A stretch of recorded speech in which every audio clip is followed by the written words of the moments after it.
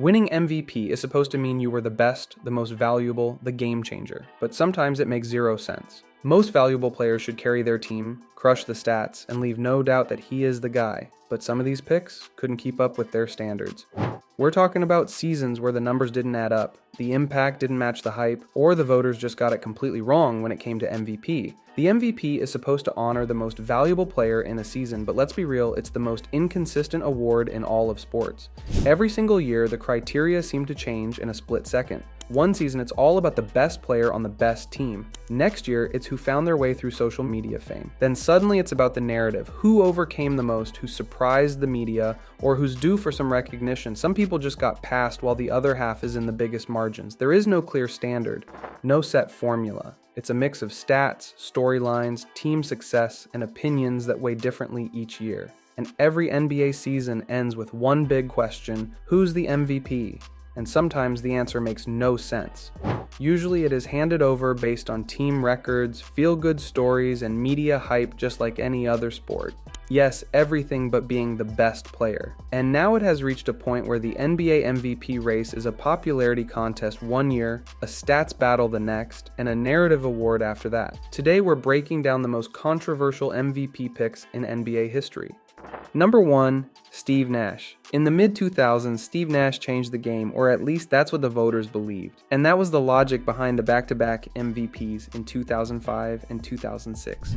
This 6'3" Canadian point guard led the team with so much dedication and precision. He was flashy, efficient, and likable, and there is no doubt that he made basketball fun again. But this question always remains unanswered. Did he deserve either of those MVPs?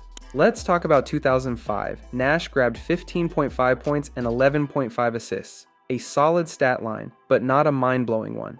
Shaquille O'Neal was in Miami during the same period, and he just spiked the Heat in the courts like nothing else, averaging 23 points and 10 rebounds and anchoring the defense. But he could never become a threat for Steve Nash, God knows why.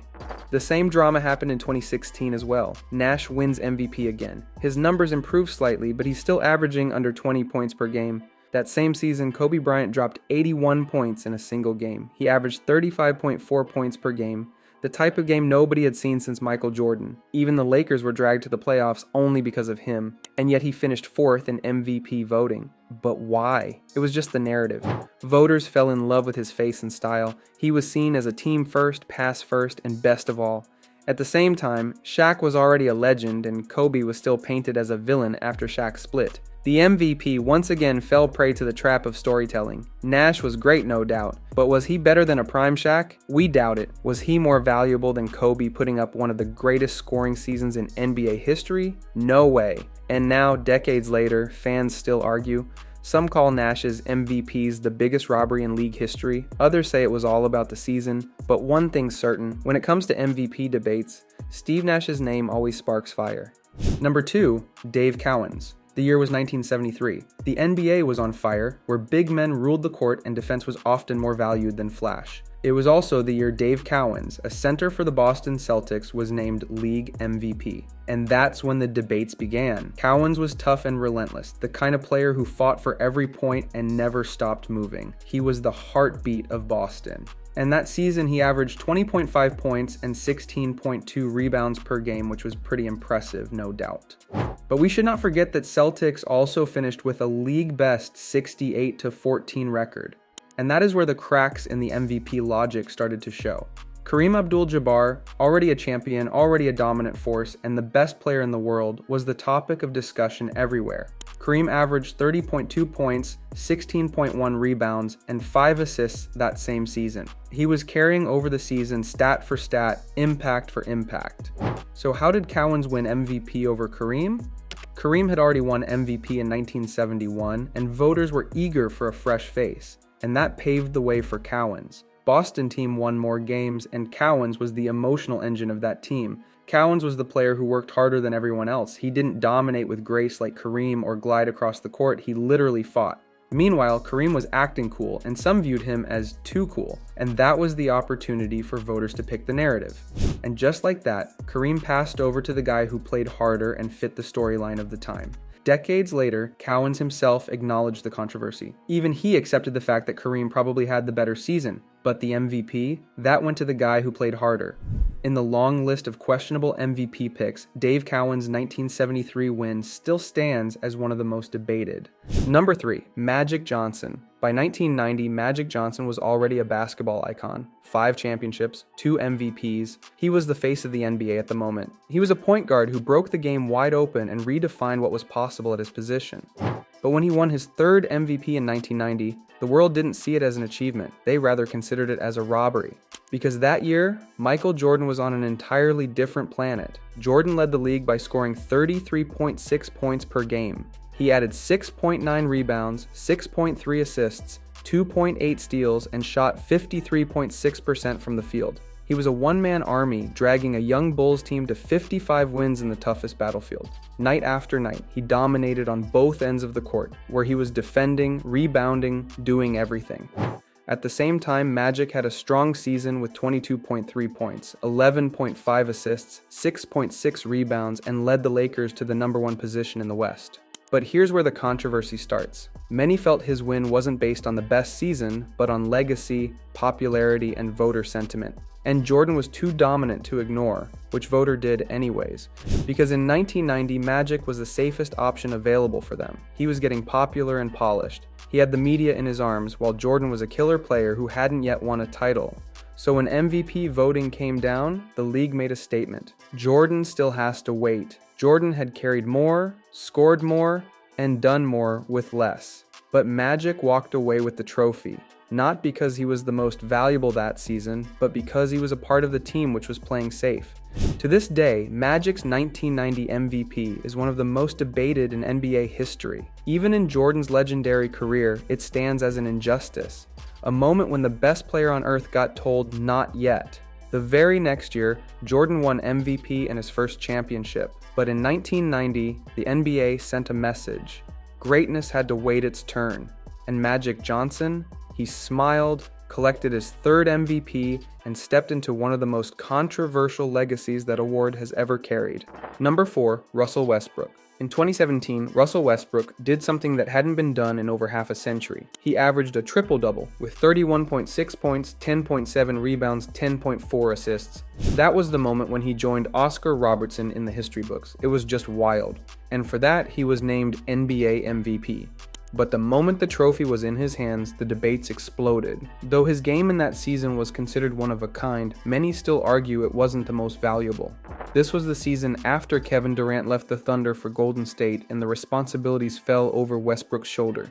He carried a team no one expected all the way to 47 wins and the 6th seed in the West. But here's where the controversy starts. While Russ was lighting up the box scores, James Harden was doing everything too, and he was winning more. Harden led the Rockets to 55 wins with 29.1 points, 11.2 assists, and 8.1 rebounds. He was more efficient and his team was much better. But the voters rewarded emotion rather than stats. They gave the MVP to a man on a mission who was carrying heartbreaks. But that emotional vote came at a price. Because since then, MVP logic has changed. Players have put up similar seasons saying team success matters. And Westbrook soon became the exception that exposed the inconsistency in MVP voting. That is where the award shifted from being about best player on the best team to best story of the year. Number 5, Karl Malone. It was 1997. Michael Jordan was on fire. He once again became the best player on the planet. He led the NBA in scoring for the 9th time with 29.6 points, 5.9 rebounds, 4.3 assists, and 1.7 steals. He was the face of the league and the living definition of most valuable. But then Karl Malone won MVP. The announcement was a shock for the NBA world. Of course, Malone had a great year with 27.4 points, 9.9 rebounds, and 4.5 assists per game. The Jazz finished with 64 wins, 2nd in the league behind Chicago. But nobody feared Karl Malone like they feared Jordan. Then why did he win? It was all on voters. By 1997, Jordan had won 4 MVPs. The media was tired of giving him the trophy. There was a growing sentiment that someone else deserved a turn. So they looked for a new story, and they found it in Karl Malone. But the backlash was immediate. Players, fans, and everyone around the world knew what had just happened. The best player in the league lost MVP because people got bored. They didn't care that Jordan had just carried the Bulls through another battle. They wanted a fresh narrative, and Karl Malone just fit the bill, and Jordan didn't say much publicly, and he didn't have to, because just weeks later, he met Malone in the NBA Finals, and Jordan reminded everyone why he was still the king. Game 1, tie score, and by Game 6, Jordan teared Malone apart, one of the most iconic plays in sports history. Jordan didn't just win the championship, he won the war and made the MVP voters look foolish. It was a reminder to the world that never bet against the best. Number 6, Nikola Jokic. In 2022, Nikola Jokic did something the league had never seen before. He became the first player in NBA history to put up 2,000 points, 1,000 rebounds, and 500 assists in a single season. This player was packed with the vision of a point guard and the touch of a shooting guard. His game was slow and impossible to stop. He saw the court like a chessboard, and he was always 3 moves ahead. And for the second year in a row, he was named NBA MVP. But the moment it was announced, the reaction wasn't universal applause, but it was a war. Because his team finished just 6th in the West, and the standards of the MVP race had always included one big condition: team success. And standing right behind him in the MVP race was Joel Embiid, who led the league in scoring with 30.6 points per game, being a part of one of the top teams in the East. He was literally the heart of Philadelphia. For many, Embiid was the story of the season because he had dominance, narrative, and wins. Then how did Jokic win again? The answer lies in analytics and division. His impact on the game statistically was unmatched. Jokic wasn't just leading, he was breaking records. And that is where the divide grew. Race became a talking point. A white European star was given more benefit of the doubt. Some people said that there was bias in the voting, but voters countered it by saying the game has changed and Jokic has evolved as a part of it. But amid all the noise, the one thing that kept Jokic grounded was himself. There was no trash talk or campaign from his side. And when the playoffs came, the criticisms widened as Denver was bounced in the first round by the Warriors. Jokic was strong enough, but without help, he couldn't carry the load. The 2022 MVP wasn't just a trophy, it was a battleground. Between numbers and narrative, style and substance, between old and new. Yes, Jokic won. But the debate? It's still going on. Number 7, Derrick Rose. In 2011, Derrick Rose wasn't just playing basketball, he was igniting the court. At just 22 years old, he became the youngest MVP in NBA history. Just fearless. Why can't I be MVP? He asked the media before the season, and then he just went out and took it. Rose led the Chicago Bulls to 62 wins, and it was the best record in the league. He scored 25 points, 7.7 assists, and gave Chicago fans a new icon to believe in. But as soon as the trophy was handed to him, the debate began, because the players in the line were LeBron James, Dwight Howard, and Kobe Bryant. The players who had bigger numbers, more dominance. And when it comes to LeBron's case, there is a deeper impact on both ends of the floor. LeBron just joined the Miami Heat, forming the league's most hated super team. He scored 26.7 points, 7.5 rebounds, 7 assists, and played well in defense. That's how he became the most efficient, most valuable player again. But voters were not ready to reward the villain. Therefore, they looked to a different kind of hero. And that was Derrick Rose, the humble, hardworking player they found. He was not joining super teams. Instead, he was building one from the ground up, and voters just loved that story. They got fascinated by that grit and youth. Just like that, the voters chose narrative, rather than finding the best player. But that decision came with backlash. Everyone questioned Derrick Rose's efficiency. Rose shot just 44.5% from the field and 33% from 3, and that didn't match with the potential of past MVPs. Some said Tom Thibodeau's defense and Joakim Noah's grit carried the team just as much, while Rose was snatching the glory. At the same time, LeBron had the numbers and the efficiency, the all-around brilliance. Over time, the 2011 MVP became a moment frozen in controversy. Number 8, Wes Uneld. He is known as the rookie who won too much too soon. In 1969, Wes Uneld made history by becoming just the second player ever to win MVP as a rookie after the legendary Wilt Chamberlain. Wes Uneld was known for his brute strength. He brought toughness and leadership to a Baltimore Bullets team that went from 36 wins to 57 wins overnight. And his contribution in it was undeniable, with 13.8 points and 18.2 rebounds per game.